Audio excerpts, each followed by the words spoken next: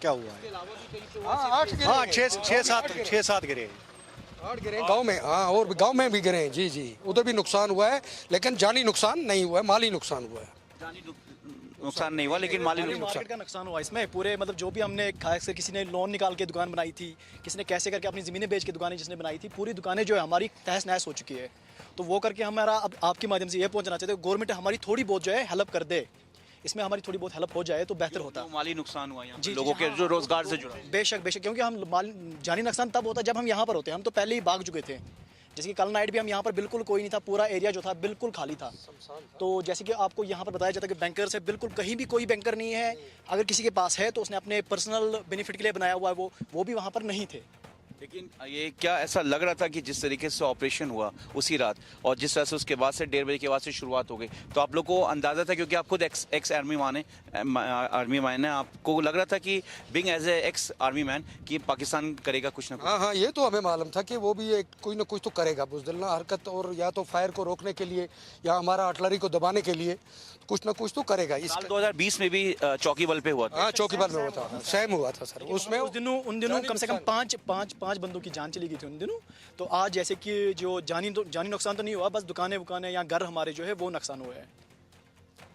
तो मैं एक बार दिखाना चाहूँगा कि यहाँ पर ये वो जगह है जहाँ पर 6 और 7 की रात को जब ऑपरेशन सिंदूर जो एग्जीक्यूट किया गया था, जिसमें पाकिस्तान के 9 आतंकी ठिकानों को नुकसान पहुँचाया गया था, बर्बाद किया गया था। उसके बाद पाकिस्तान का कायराना अंदाज आप देख सकते हैं कि किस तरीके से सिविलियन यानी कि रिहायशी इलाकों में आकर किस तरीके से पाकिस्तान ने यहाँ पर पूरी तरीके से जो कश्मीर का जो इलाका है, जो भारत का इलाका है, वहाँ पर आकर रिहायशी इलाकों को उन्होंने आके नुकसान पहुँचाया। लेकिन यहाँ के लोगों का कहना है कि किसी जान माल का नुकसान नहीं हुआ, लेकिन जो माली नुकसान है यानी कि जो लोगों का कारोबार है उस पर खासा असर पड़ा है। ये देख सकते हैं, ये जूते की दुकान है, यहाँ पर पूरी तरीके से बिखरा हुआ। बताते कि शटर काट के जो ये शेल है ये अंदर घुसा हुआ है। आप पोल की हालत देख सकते हैं, पोल काट के अंदर जो घुस सकता है, शटल का क्या देखा है वो चीज़। और शेल जो यहाँ पे गिरा, बाकी कुछ शेल जो है पीछे चले गए और आधे बाकी सारी दुकानों में लगे हुए। इस दुकान में भी ठीक ठाक नुकसान हो गया, बाकी जो बैक साइड वाली शॉप्स है उनमें भी अच्छा खासा नुकसान हुआ। जो नुकसान का जो पैरामीटर वो बस यही है एरिया है जो शेल यहीं पे शेल की वजह से बस यही एरिया जो जद में आ गया है। बाकी और भी यहाँ पर 8 शेल पड़े अप्रोक्सीमेटली।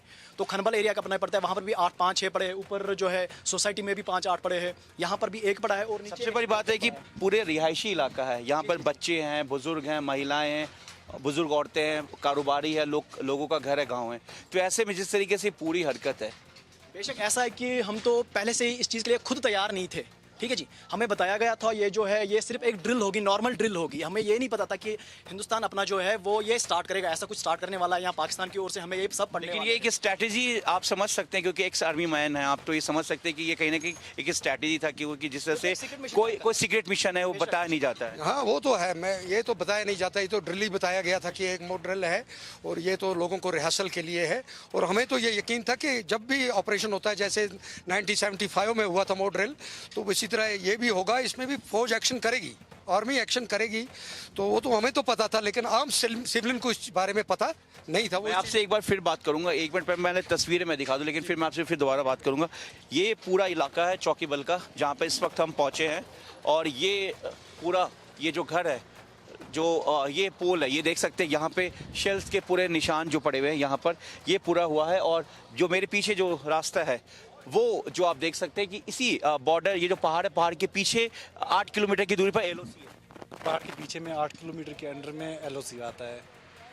और मेरे सामने पीछे जो दुकानें नुकसान आप वो देख सकते हैं। मेरे विजय अंकुश शर्मा इस वक्त यहाँ पे मेरे साथ है, और पूरा जिस तरीके से नुकसान पहुंचा रिहायशी इलाकों में, जो पाकिस्तान का कायराना अंदाज आप देख सकते हैं कि किस तरीके से लोगों के कारोबार पे सीधा असर पड़ा है। और यहाँ पर सुबह के वक्त तकरीबन 4 बजे के आसपास, और ये रात के 1:30 बजे के बाद से लगातार शुरू हुआ था, और सुबह 4:30 या 4:20 के आसपास बताया गया कि जो शेल आके यहाँ पे पूरी तरह से जो बमबारी हुई है। अपने सीवी कैमरामैन अंकुश के साथ मैं जावेद हुसैन, इंडिया न्यूज, चौकी बल।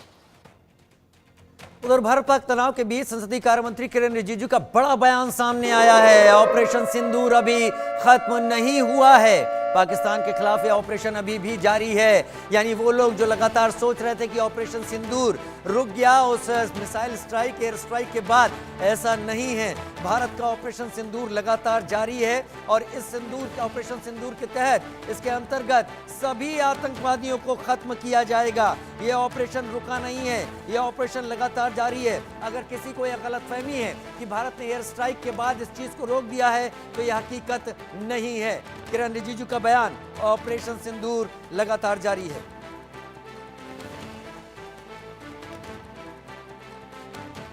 मैच्योर डेमोक्रेसी, भारत एक मैच्योर डेमोक्रेसी है, ये चीज झलकता है कि कोई तू मैं नहीं हुआ, कोई छोटे छोटे बातों को लेकर के बयानबाजी नहीं हुआ।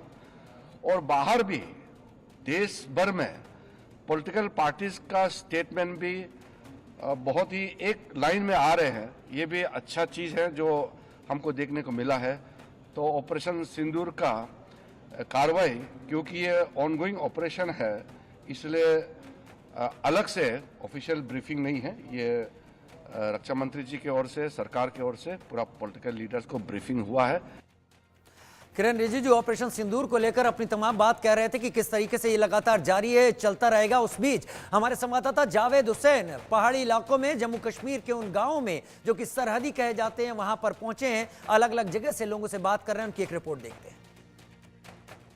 मैं इस वक्त चौकी बल में मौजूद हूँ। यहाँ पर पाकिस्तान की तरफ से जो सीज फायर किया गया था 7 तारीख को, उसके बाद यहाँ पर माली बहुत नुकसान हुआ है और लोग बहुत ज़्यादा परेशान हैं, क्योंकि यहाँ पर लोगों का ये ऊपर वाले का शुक्रिया अदा करते हैं कि किसी माल का नुकसान, किसी जान माल का नुकसान नहीं हुआ, लेकिन लोगों की जो नुकसान है यहाँ पे बहुत ज़्यादा है। यहाँ पे कई ऐसे परिवार हैं जिन्होंने कर्ज लेकर और लोन लेकर अपनी दुकान को इस्टेब्लिश किया था, जिससे कि वो अपने रोज़गार को कर सके। हमारे साथ एक एक्स आर्मी मैन और हैं जिनसे हम बात करते हैं। क्या नाम है आपका?